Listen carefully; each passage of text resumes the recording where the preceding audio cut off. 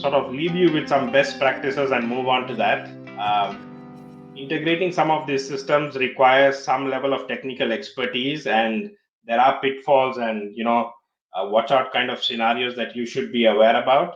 Mike, you work with customers on a daily basis. Yeah. Why don't you take us through some of the Yeah. things you've been seeing? So I'll kind of switch things up here. Change management's kind of stuck in the middle of this. More and more, that's becoming a huge thing.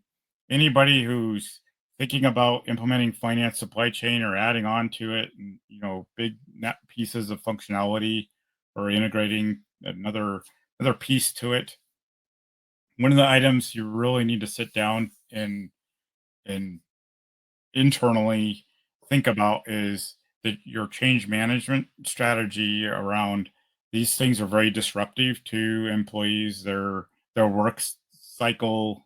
Everybody's impacted from senior management all the way down.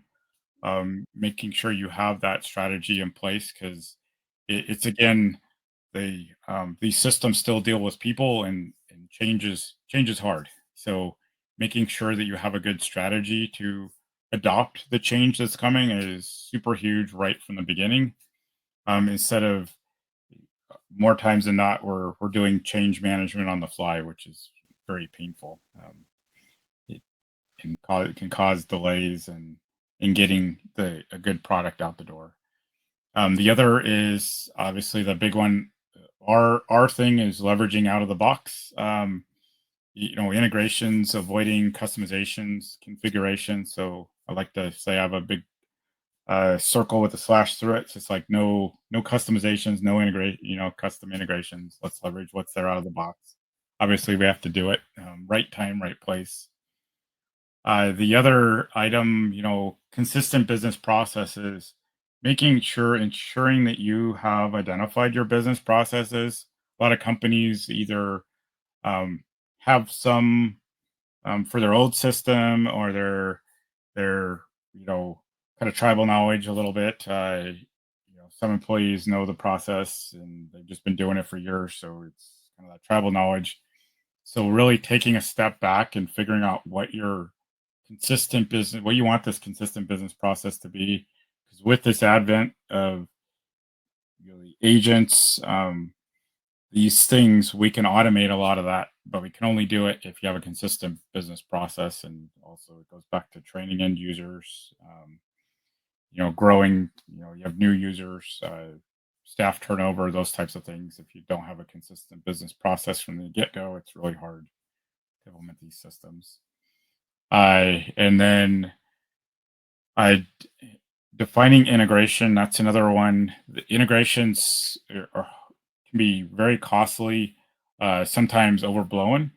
Sometimes when somebody says, I need to integrate with another system, if it's another sales system out there, or an MES, or whatever it is, that system, oftentimes somebody's like, hey, it's a full-blown integration, so we need to do both ways. That's super expensive when we need to take data from one system and put it in, and then shove it in the other system also at the same time, and have that real-time integration of data on both sides, and keeping that in sync is, it's costly.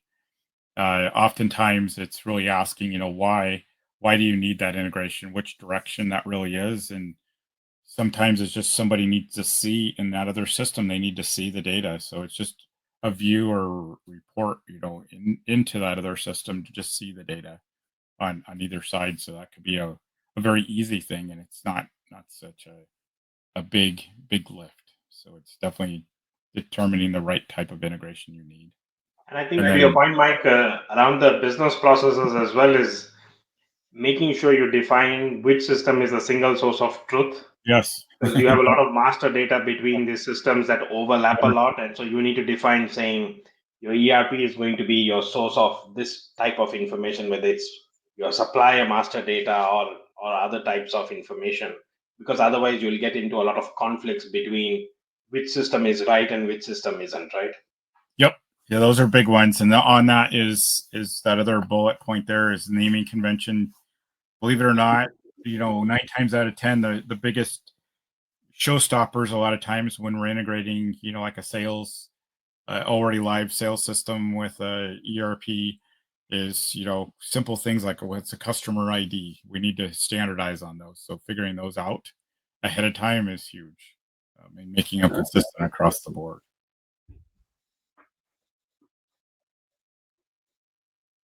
Indeed. And then the other thing that I wanted to sort of, as a last point, and Lincoln, feel free to add on this, is system performance. There is a lot of consideration that needs to be given to things like the amount of data you're integrating, but also the sync frequency. I know everyone wants real-time data, but it does come at certain times at a cost. So you need to look at either real time if you really need it, or certain intervals so that you can optimize performance without overloading systems as well. And that's often taken for granted, but that does tend to be a real issue at times.